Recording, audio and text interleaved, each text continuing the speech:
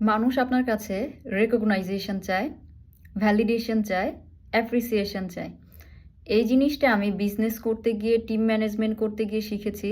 But পরে আমি realise করেছি যে শুধু টিমে না, বিজনেসে না, এটা লাইফের অন্য সব জায়গায় আপনার সব মানুষের সাথে সব রিলেশনশিপে এই সেম ডিমান্ডগুলো আছে। সবাই আপনার কাছে, আপনার টিম, আপনার পার্সোনাল রিলেশনশিপ যাদের সাথে আছে, আপনার ফ্যামিলি মেম্বার্স, সবাই আপনার কাছে রেকগনাইজেশন চায়,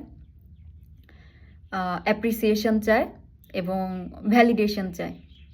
সো যদি আপনি মনে করেন যে আপনি হয়তো আপনার টিমকে স্যালারি দিচ্ছেন বা আপনার ভাই বোনের দেখাশোনা করছেন, আপনার ফ্যামিলির দেখাশোনা করছেন, দ্যাটস ওয়াই তারা আপনার সাথে লং টার্মে থাকবে, আপনার কথা শুনবে, জিনিসটা অ্যাকচুয়ালি এরকম হবে না।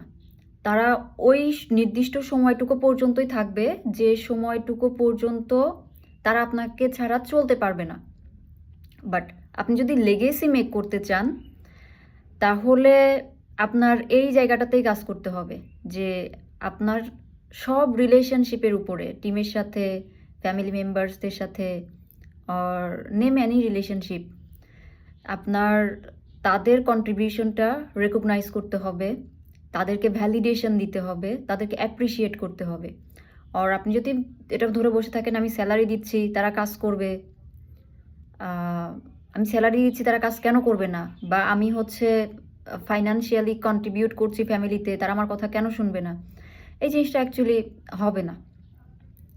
সো লং টার্মে রিলেশনশিপ ধরে রাখতে হলে, লেগেসি মেক করতে হলে ডেফিনেটলি আপনাকে আপনার টিমকে বা ফ্যামিলি মেম্বারকে বা যে রিলেশনশিপের কথাই আপনি ধরেন না কেন, তাদের কন্ট্রিবিউশনটা আপনাকে রেকগনাইজ করতে হবে, তাদেরকে অ্যাপ্রিসিয়েট করতে হবে এবং তাদেরকে ভ্যালিডেশন দিতে হবে।